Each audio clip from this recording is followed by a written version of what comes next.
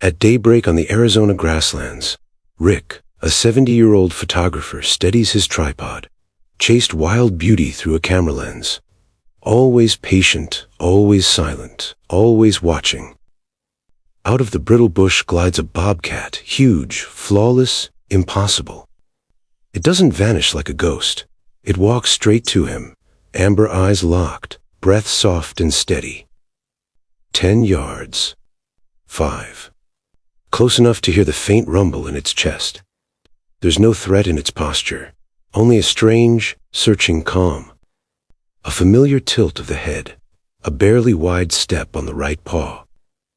Then the cat leans in, firm, deliberate, pressing its head to his shoulder, and the sound of a deep, rumbling purr echoes through the desert. In a heartbeat, he's back in a storm, a flash flood, a tiny body in his hands, a choice that broke every rule and remade his life. This isn't just a wild cat as a family member returned. More than a reunion. It's a debt repaid by a wild heart, choosing to share its solitude with the one human it had ever trusted. Of all the qualities a man might possess, patience was the one Rick prided himself on most. At 70, his face was a testament to a life lived outdoors, a sun-etched canvas of deep lines that spoke of squinting into the glare of 1,000 sunrises and smiling at the quiet wonders of the wild. For over 4 decades, he'd been a nature photographer, a calling that demanded more stillness than movement, more waiting than doing. It was a profession built on the art of becoming part of the landscape, of blending into the background until the world forgot you were there.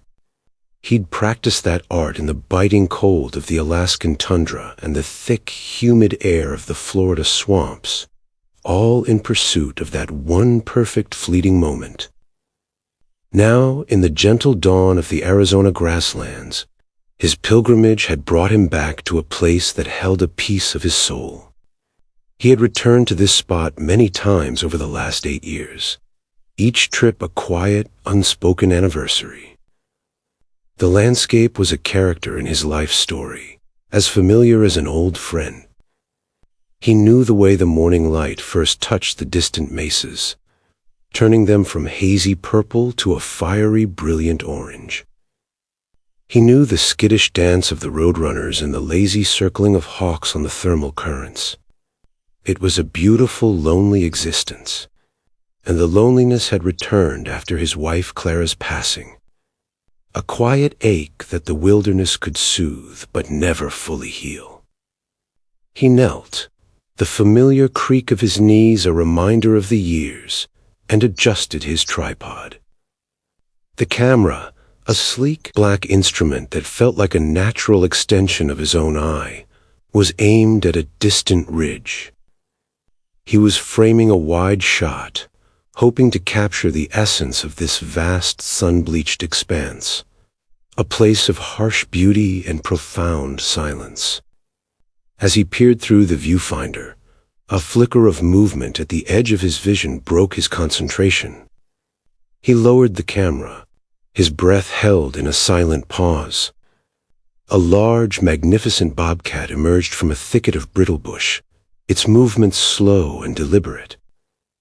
Rick froze, but not from fear. It was a reaction born of pure, unadulterated awe. The animal was a prime specimen, its powerful muscles visible beneath a golden coat dappled with dark, intricate spots. Its tufted ears, like tiny antennae, twitched, sampling the morning air. Its tail was a short, stubby punctuation mark on a body built for stealth and power. Most wild bobcats, especially one of this size and obvious maturity, would have scented a human from 100 yards away and vanished like a ghost. They were masters of disappearing, of melting into the terrain until you questioned if you'd seen them at all. But this one did the opposite. It locked its intelligent amber eyes directly onto Rick's and, with a calm, steady gait, began to walk toward him. Rick's heart began a slow, heavy drumbeat against his ribs. Every instinct, honed over 40 years of wildlife observation, screamed at him to stay motionless, to make himself small and non-threatening. He was a visitor in this animal's kingdom. But as the bobcat drew closer, a strange sense of calm settled over him, displacing the professional adrenaline. There was no aggression in its posture, no fear in its eyes. There was only a quiet, unnerving curiosity. 20 yards. 10. The bobcat didn't slow. Rick could now see the individual whiskers on its muzzle, the faint, healed scar above its left eye. And he noticed something else, a subtle detail that snagged at the edges of his memory. The animal walked with a slightly wide gait on its right front paw, a barely perceptible roll in its step that suggested an old, long-healed injury. It tilted its head with a specific inquisitive cant, an expression of thoughtful consideration that felt impossibly, achingly familiar. The bobcat stopped just a few feet away, close enough that Rick could hear the soft puff of its breath.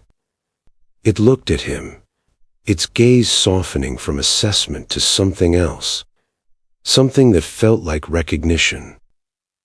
Then the animal did something so extraordinary, so contrary to the laws of nature he had dedicated his life to documenting, that it shattered the boundary between observer and participant. It took the final step forward, pressed its head firmly against Rick's shoulder, and leaned in with a low, rumbling sound that vibrated through his entire body. It was a purr, a deep, resonant purr that felt like a bridge across time. The touch, the sound, the familiar tilt of the head. It was a key turning in a lock he hadn't realized was rusted shut. The moment cracked something open deep within him, and a flood of memories, so vivid and potent it made him gasp, came rushing back. The scent of rain on dry earth, the terror of a raging storm, the weight of a tiny, sodden body in his hands. His heart didn't just skip. It seemed to stop altogether, only to restart with a painful, powerful lurch. "Biscuit," he whispered, the name a ghost on his lips, a question and a prayer all at once. The floodgates of his memory burst open. It was 8 years ago, in this very spot. He had been on a quest for a photo of a Gila monster, a patient duel between himself and the elusive lizard. But the desert had other plans. A tiny bobcat kitten, no bigger than a loaf of bread and possessing more swagger than sense, had marched right up to him. Driven by a grandfatherly impulse, Rick had offered it a piece of beef jerky, a small act of kindness that had unexpectedly altered the course of his life. He had named the tiny bandit, appropriately, Bandit. The next day, Bandit had returned, not alone, but leading a chaotic, tumbling, pouncing parade of 4 more kittens. Suddenly, Rick the stoic photographer had become Uncle Rick, the bemused babysitter for a bobcat brigade. He came to know each of their personalities as intimately as if they were his own grandchildren. There was Bandit, the thoughtful leader; Claudia, the sassy, clever huntress; Turbo, a tiny, hyperactive dervish of pure energy; and their majestic, watchful mother, Queenie, who supervised the daily chaos from her throne on a sun-warmed rock. And then there was Biscuit, sweet, clumsy, food-motivated Biscuit. He was the runt of the litter, a step slower than the others, and the one who always seemed to find trouble. He was also the most affectionate, the one who would forego the wrestling matches to curl up against Rick's side, his rumbling purr a balm to the lonely quiet in the old man's heart. The memory that now ripped through Rick with the force of a physical blow was of the storm. The sky had turned a menacing, bruised purple, and the world had broken open in a torrent of rain. A dry arroyo had transformed into a raging, muddy river in seconds. Biscuit, lagging behind as usual, had been caught, swept away in the churning water. Rick had heard Queenie's frantic, desperate cries, the sound of a mother's anguish that transcended species. In that moment, the prime directive of every wildlife documentarian, "Do not interfere," had crumbled to dust. It was overwritten by a far more powerful primal law. You protect your family. He had plunged into the waist-deep, freezing water, the current tearing at his legs, and fought his way to the struggling kitten. He remembered the terrifying feeling of Biscuit's limp, sodden body in his hands, the fear that he was too late. He had hauled them both onto the muddy bank, collapsed, and, halting on pure instinct, performed a desperate improvised CPR. He pressed his fingers against the tiny ribcage and breathed a tiny puff of air into the kitten's nose. The memory of Biscuit's shuddering cough, of the water sputtering from his mouth as he took his first ragged breath, was as clear now as it was then. He had wrapped the trembling kitten in his jacket and seen Queenie watching him, her expression no longer wary, but filled with a profound gratitude that needed no translation. For 2 days, he had nursed Biscuit back to health in his small cabin, feeding him weak chicken broth from his finger, his patient sleeping on a pillow beside his bed. The bond forged in those days of shared trauma and gentle care was unlike anything he had ever experienced. When he had returned the healthy kitten to his family, Queenie had brought him a gift, a freshly caught lizard, a payment for services rendered. For the rest of that season, their strange, beautiful routine continued, until the day the grasslands fell silent, and he knew they were gone for good. Tears streamed down Rick's weathered cheeks, tracing paths through the dust of the desert. He was back in the present, the weight of the full-grown bobcat still leaning against him, the deep purr a steady, living anchor to the past. He raised a trembling hand and slowly, gently, stroked the thick fur on Biscuit's neck. The bobcat didn't flinch. He leaned into the touch, a soft chuff escaping his throat. Rick exhaled a lifetime of unspoken grief and wonder. He slowly reached for his camera bag, his movements telegraphed and calm. The bobcat watched him, his amber eyes trusting. Rick's fingers fumbled past lenses and memory cards until they found a small, vacuum-sealed pouch. He tore it open. Inside were freeze-dried rabbit treats, a luxury he always brought into the field just in case.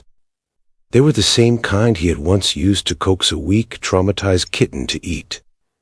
He held one out on his open palm. Biscuit sniffed at once, the scent an obvious trigger in his own memory, and then took it with a surprising delicacy, his rough tongue rasping against Rick's skin. It was a transaction not of hunger, but of ritual. A confirmation. Rick laughed, a wet, choked sound of pure joy. "It really is you, you little knucklehead," he whispered. "You gave me a scare all those years ago, a real scare." But this was not the clumsy kitten who needed rescuing.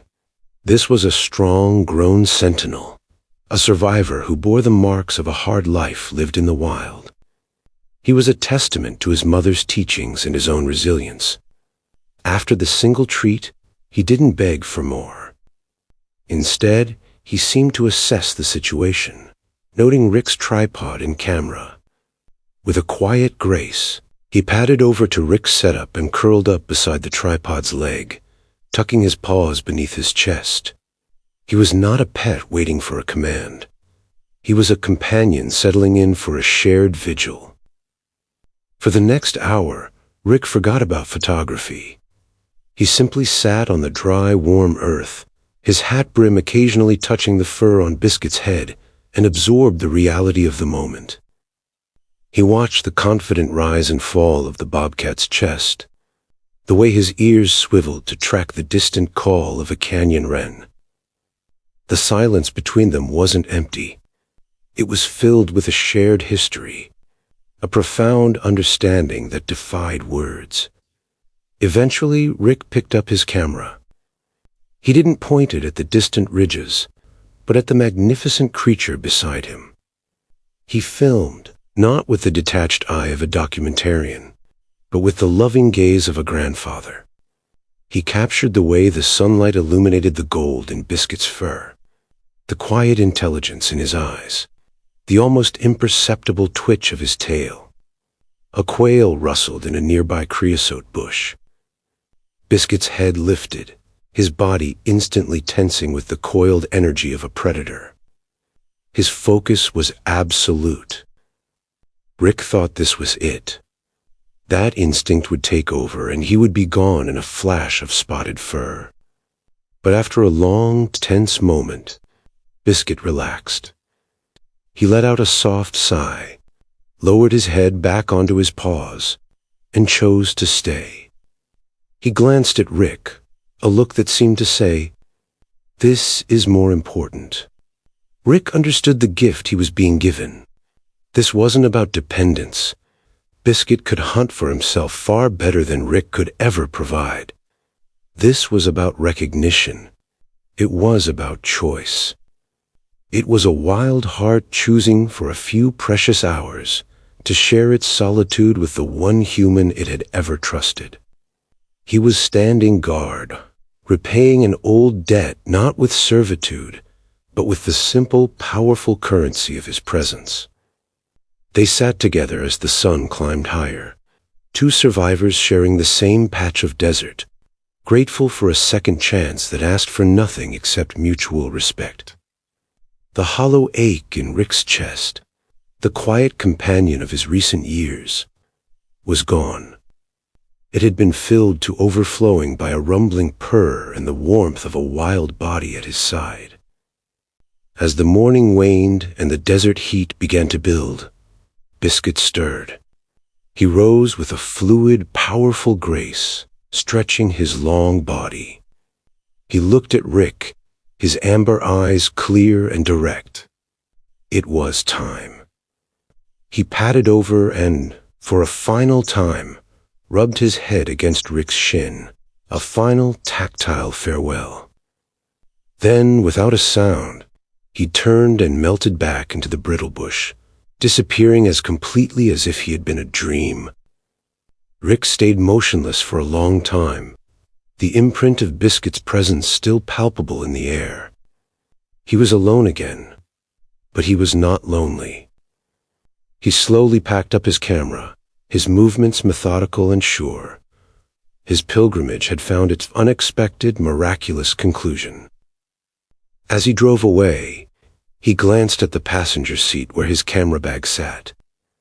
It was filled with memory cards containing the greatest story he had ever been a part of. It wasn't a story of a rare animal documented from a distance. It was the story of a bond that had refused to be broken by time, distance, or the unwritten laws of the wild. It was a story of how a single act of reckless love, of throwing out the rulebook to protect your family, could echo through the years and return to you in the most unbelievable way. And in the quiet corners of a lonely man's soul, that was the very best kind of story there was.